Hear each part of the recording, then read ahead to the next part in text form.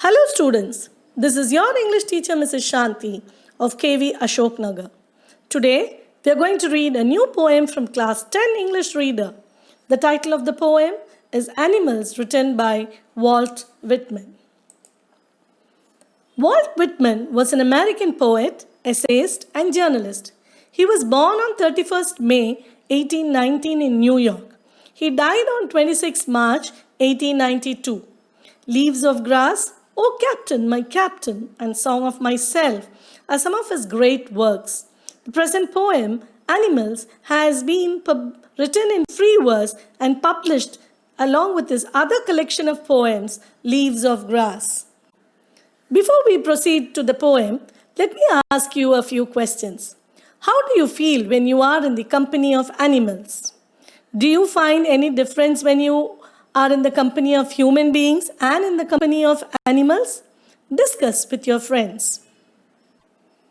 In this poem, the poet tells us that he feels more at home with animals than humans, whom he finds complicated and false. The poet wants to live among animals and experience a life where complaints and where they are free of sins and sorrows. The most important theme of the poem is not to praise how good animals are, but to compare humans with them in order to highlight the flaws of their nature. Now let us read the poem. Animals. I think I could turn and live with animals. They are so placid and self-contained. I stand and look at them, long and long. They do not sweat and whine about their condition. They do not lie awake in the dark and weep for their sins. They do not make me sick, discussing their duty to God. No one is dissatisfied. Not one is demented with the mania of owning things. Not one kneels to another, nor to his kind that lived thousands of years ago. Not one is respectable or unhappy over the whole earth. So they show their relation to me, and I accept them. They bring me tokens of myself. They evince them plainly in their possession. I wonder where they get those tokens. Did I pass that way huge times ago and negligently drop them? Now let us see the main points of the poem.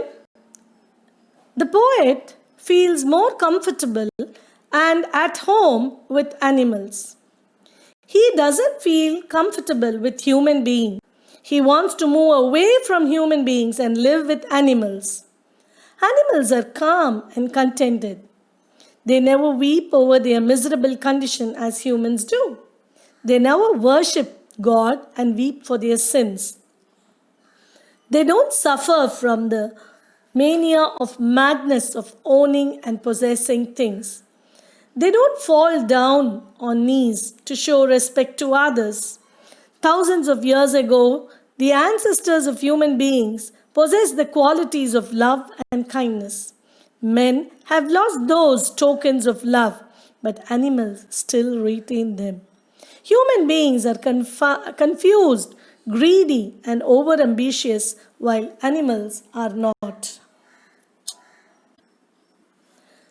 The poet Walt Whitman tells frankly that he feels more comfortable and at home with animals rather than his human beings. He has lost so much faith in the race of man that he wants to turn and change his position with animals. Human beings have become mad running after material possessions. They're a bundle of complications, contradictions, and confusions. Their conscience is not clear, and so they suffer from nightmares and weep for their sins. Animals, on the other hand, are calm, self-contained, and contented. They don't run after material things other than their food. They don't need to worship God, as they never suffer from any sense of guilt or sin. Ancestors of human beings shared those tokens of love and understanding in the remote past. Unfortunately, humans have lost those virtues and tokens of love and understanding completely. The message that the poet likes to convey his poem is, he presents a contrast between animals who are calm and satisfied, unlike humans who are unhappy due to lack of self-satisfaction. The poem is written in free verse. The tone is one of dissatisfaction and hopelessness at the current human situation. The poetic devices used in the poem are alliteration and repetition. Make me, I wonder where are alliterated. Repetition. They do not sweat and whine. They do not lie awake. They do not make them sick. In this, you can see that they do not is being repeated. Not one is dissatisfied. Not one kneels to another. Not one is respectable. Again, here we see that the phrase not one is being repeated. A few extracts have been solved for your quick reference, and 2 value-based questions have also been reflected here. You can discuss with your friends and attempt for an answer. And further, you could also refer to the Diksha app for MCQs, short questions and long answers. I hope you enjoyed this video, children.